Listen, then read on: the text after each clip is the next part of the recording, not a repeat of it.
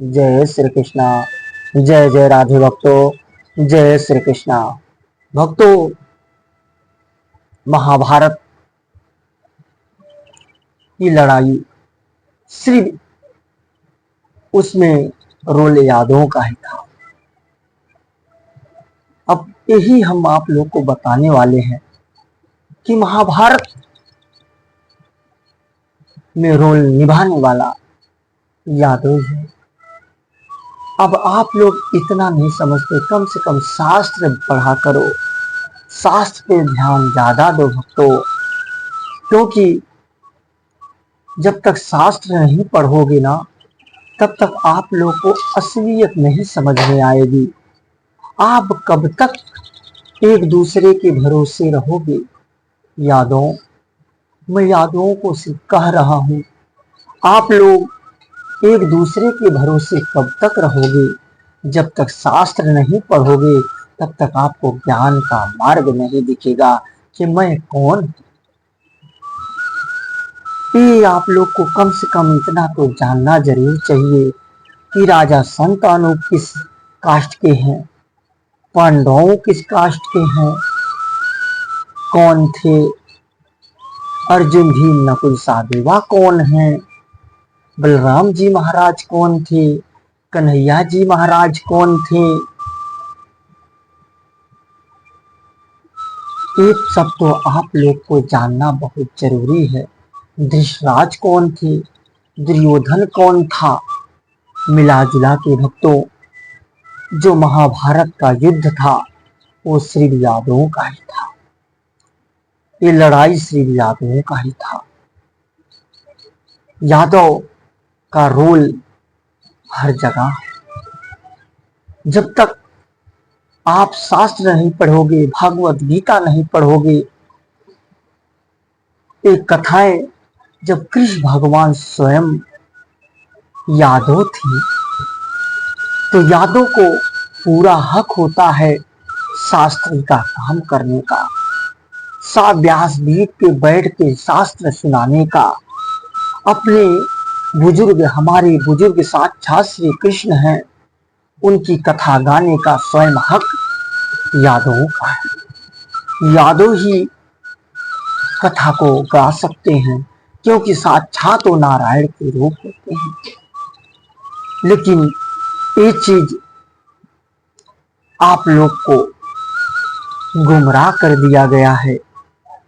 आप लोग सिर्फ भरोसे पड़ते हो, पंडित जी महाराज आएंगे, वही हमारी कथाएं कहेंगे, वही मेरी शादी करवाएंगे।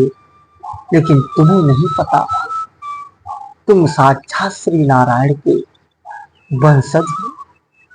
अगर तुम कथा कहीं कहते हो तो स्वयं भगवान कृष्ण वहां आ जाता है, कन्हैया स्वयं वहां बहुत प्रकट हो जाता है, क्योंकि कन्हैया यादवों का बहुत साथ देता है।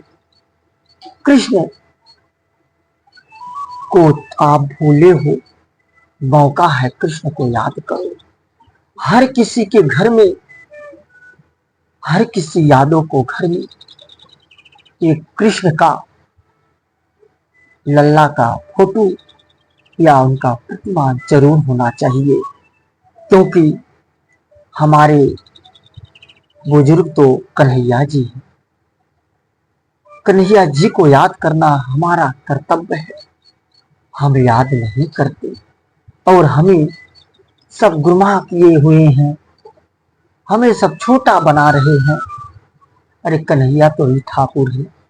कन्हैया को लोग ठाकुर करके क्यों पुकारे थे? क्योंकि वो इतना बड़ा राजा, जो श्री कृष्ण भगवान, जिसे लोग ठाकुर कह के पुकारते थे, इतना बड़ा वादा यादव को दिया गया। आज यादव को वादा खत्म हो गया। भक्तों, कृष्ण के वंशज यादव आप लोग, वो लोग तो यही कहते हैं कि गंधारी कृष्ण को श्राप दे दी थी कि तुम्हारे वंशज खत्म हो जाए। तो ये वंशज सब कहाँ गए? शिवपाल महाराज कहाँ गए? ये भी तो यादव ही थे। नंद बाबा कौन थे?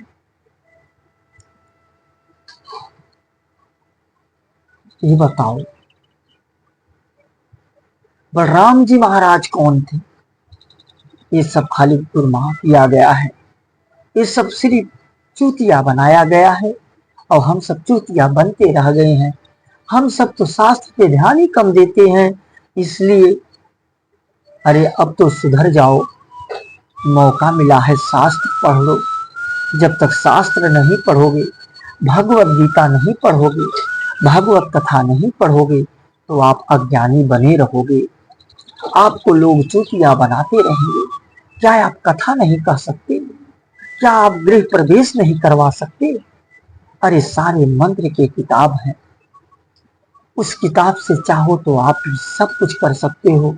कोई पंडित की जरूरत नहीं। हम स्वयं पंडित हैं। जो ज्ञानी है वही पंडित है। इसीलिए ज्ञानी बनो, शास्त्री बनो, शास्त्र पढ़ो। देखो सब पता चल जाएगा कि हम कौन है। एक सनातनी, साक्षात शुद्ध सनातनी है। सनातन की रक्षा करने वाले हम स्वयं हैं। भक्तों, इसीलिए मैं आप लोग को कहता हूं कि मेरे सारे सुधर जाओ, शास्त्र पढ़ने लगो। न तो डीएम एसपी कलेक्टर बनने से कोई फायदा नहीं होगा। जब तक शास्त्र नहीं पढ़ोगे अज्ञानी ही रह जाओगे। ऐसे आपको फंसाते जाएंगे, नीचा दिखाते जाएंगे, आप परेशान होते जाओगे और आपको पता नहीं चलेगा मैं कौन। अरे तुम तो महान हो, तुम तो साक्षात कृष्ण कन्हैया के अवतार हो। तुम्हें लोग गुमराह करके फंसा रहे हैं, बहका रहे हैं, बहकावे में फंसे हो। पंडित जी आएंगे, मेरे सब कार्य करेंगे। तुम भी कर सकते हो। तुम्हारे भी अंदर भगवान का आत्मा है।